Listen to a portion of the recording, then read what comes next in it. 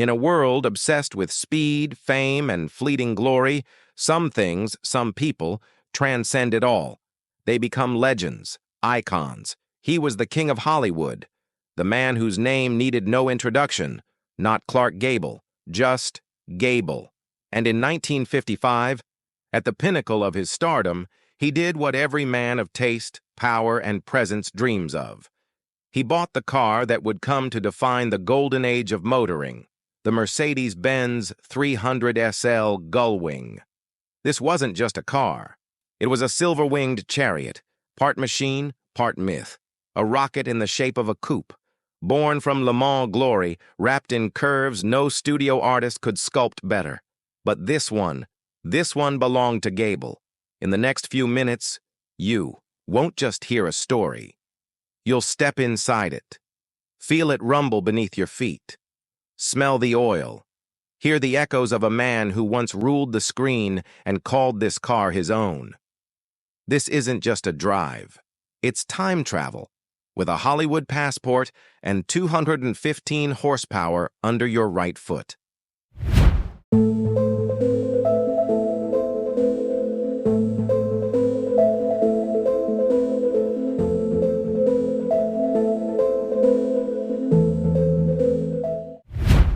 In the world of car journalism, you get behind the wheel of countless machines, many memorable, a few unforgettable.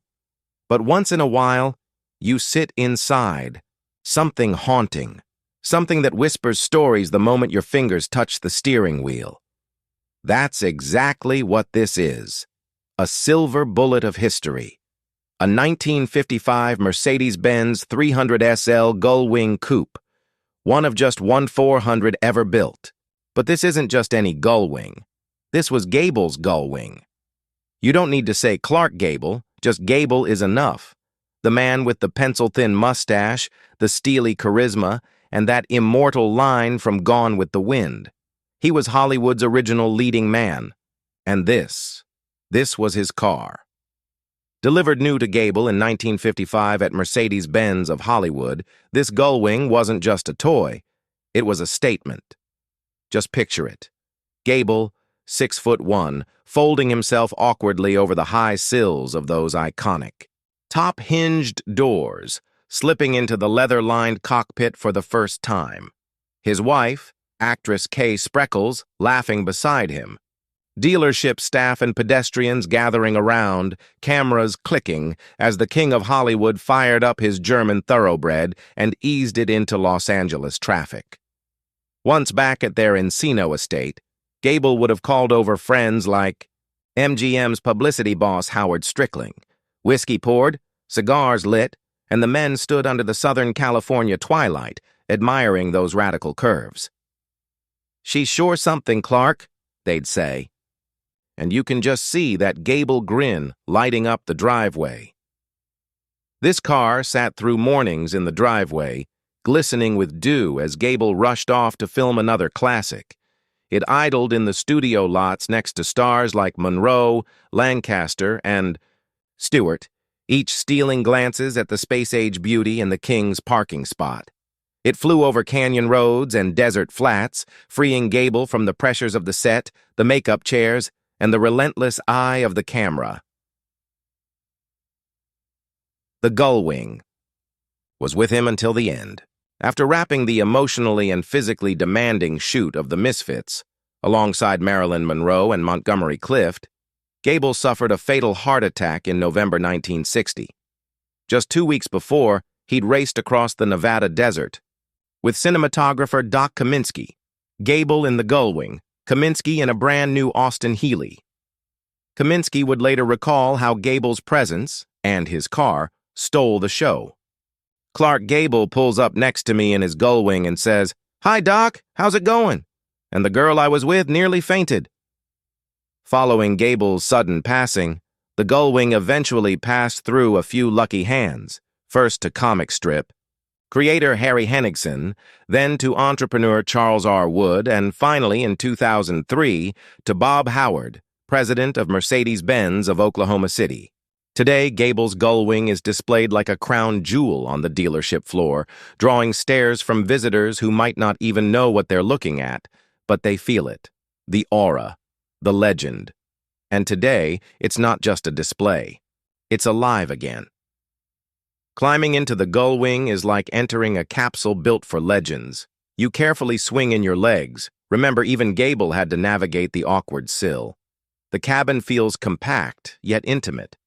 A forest of knobs and sliders greets you on the dash, each one a tactile piece of 1950s engineering. There's no AC, no touch screens, no lane assist, just you, the car, and the road. Behind the seats sits Gable's original fitted leather. Luggage, likely once stuffed with tailored suits from Brooks Brothers. The Rudge knockoff wheels, preferred by racers, are still here, an upgrade Gable himself insisted on. The Nardi wood steering wheel, possibly original to his ownership. You run your fingers over the polished rim, imagining it once spun in his hands. Starting the Gullwing takes a bit of finesse. Engage the fuel pump, prime it, then turn the key. The inline six roars to life with a mechanical symphony unlike anything modern. It's not just alive, it's eager. First gear, smooth clutch, rolling forward. Carefully at first, then more confidently. The car is surprisingly modern in feel. It wants to run. At 3,000 RPM, it opens up, smooth, powerful, hungry for tarmac. Downshifts are crisp. The drum brakes, though vintage, bite with conviction. The entire car feels more alive the faster you go. And as you drive, you feel something shift, not in the gears, but in yourself. You're seeing through Gable's windshield, hearing the same growl he once did. Your boots press the pedals he pressed. The 300SL isn't just giving you speed, it's giving you a connection to history, to cinema, to a man who defined his generation. You begin to understand what Gable must have felt. Alone in this cockpit, wind in his face, desert stretching ahead, stardom left behind. In here, he wasn't a movie star. He was just a man and his machine. And now, so are you. But eventually, the dream must end. You ease back into the dealership lot. The engine quiets.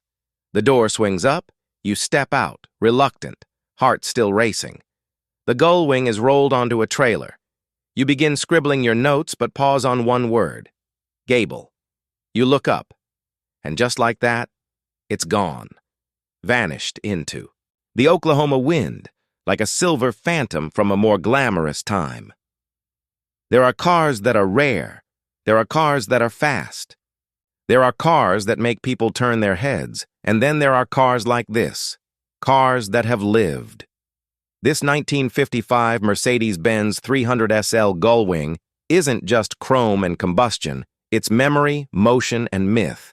It carried Gable across studio, lots, desert roads, and twilight boulevards. It roared with him, it whispered to him, it was his companion, his escape. Now, decades later, it still speaks, not in words, but in soul. You hear it in the engine's rasp. You feel it in the click of the shifter. You see it in the reflection of your own eyes, staring back from its polished surface, blinking at a time long gone, yet still alive behind that silver skin. For a moment, you weren't just driving a car. You were chasing a star. And just like Gable, for one breathless hour, you were free, and now it's gone. Like all legends vanishing into the wind, but never truly gone.